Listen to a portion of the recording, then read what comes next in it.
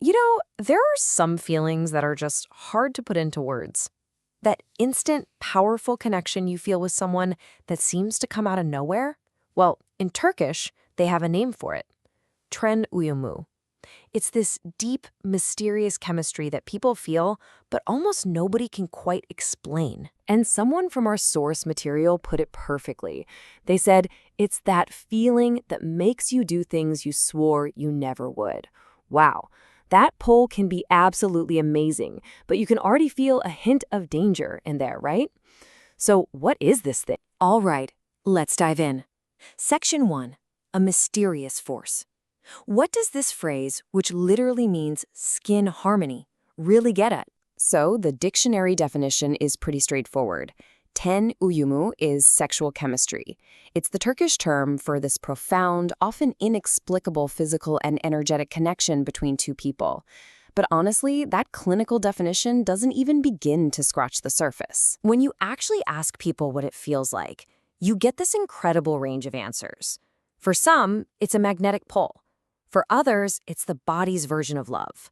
Some say it's like wanting to breathe the same air as them, or the feeling of finally coming home.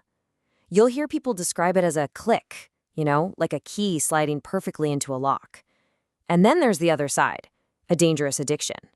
It's so personal. So, Section 2, the electric spark. Let's talk about how it all begins, because a lot of the time, this isn't some slow burn. It's an instant, electric, undeniable jolt. And that immediacy is key. Just listen to this description. You don't even need to touch. You can feel it from their gaze, like all their electricity is flowing into your body. I mean, that's a connection that happens before you even say hello, before your hands ever meet. And what people report totally backs this up. Look at this. The number one trigger for that initial spark?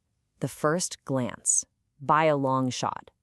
The first touch comes in second, and way down the list is the first conversation. This tells us Ten uyumu often kicks off as this primal, almost animal nonverbal thing. But it's not just a flash in the pan. This brings us to Section 3, the intimate bond. This is where that initial spark deepens into something truly profound, a connection that goes so far beyond just simple attraction. Right. This is where the spark matures. It grows into this feeling of just deep familiarity, of comfort.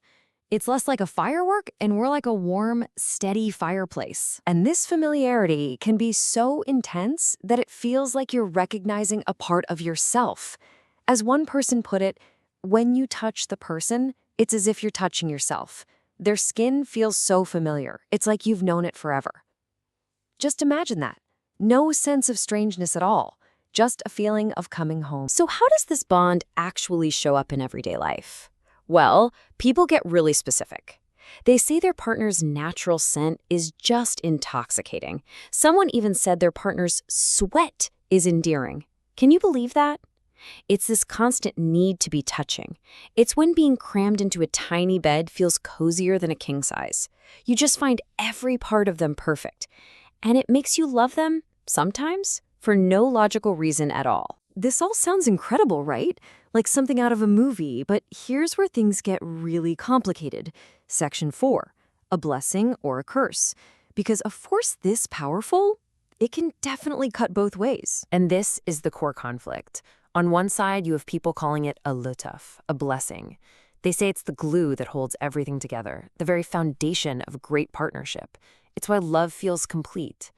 But on the flip side, it can be a lanet, a curse. A beautiful trap that keeps you stuck in a bad situation, makes you blind to all the red flags, and becomes the very reason you just can't walk away. The sheer pain of a connection like this is captured so intensely in a line from a Sezen Aksu song someone quoted. It translates to, "Please let me not see you. Let's not talk. Let's not look at each other. I beg you." That's the sound of someone who is desperate to break free from a pull they know they can't resist on their own. Maybe the most haunting metaphor we found was this one.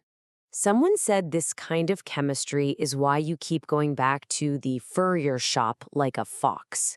You know it's a place of danger. You know it might be the end of you, but the pull is just too strong. That really captures the dark side of it all. So how do we even begin to make sense of this? Well, that leads us right into section 5, science versus the soul. We're going to shift from how it feels to how we try to explain it. When we're faced with something that feels like magic, like something totally irrational, we humans love to try and rationalize it. Get this, one person literally tried to create a complex, pseudo-scientific formula to quantify it. It's kind of funny, but it really shows our deep need to put a label on the things we can't control. But hold on, because there is some real science that might give us a clue. Ever hear of the sweaty t-shirt experiment? It's famous. Basically, men wore a t-shirt for a couple of nights. Then, women smelled the shirts and rated them, and the results were wild. Women consistently and strongly preferred the scent of men whose immune systems were the most different from their own. We're talking about something called MHC genes. It's basically evolution's trick to get us to pick a partner who will help create offspring with stronger, more varied defenses against disease. So this leaves us with two completely different camps. You have the biological view, which says this is all about our subconscious trying to make healthy babies, it's pheromones, it's survival. And then you have the poetic view, which is just as powerful. It says, no, we're searching for our soulmate, our other half. It's a meeting of destinies, a recognition of another soul. And that brings us to our final section, the wrap-up. Section 6, an enduring question. We've seen the beauty, the pain, the science. So where does that leave us? At the end of the day, whether this chemistry is real really just depends on your perspective. The romantic will tell you it's the most real thing in the world, a sign of true love. The skeptic will just shrug and call it lust. The scientist points to our biological programming. And the heartbroken? Well, they'll tell you it's very, very real and it can hurt like hell. There's no one right answer. So I'll leave you with this question to chew on. Is Ten Uyumu a simple chemical reaction in our bodies? A profound meeting of two souls across time?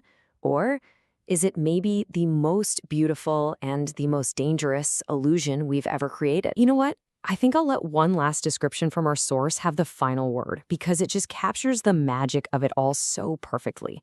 Someone said this feeling is like finding a song that was already playing in your head on the radio by chance.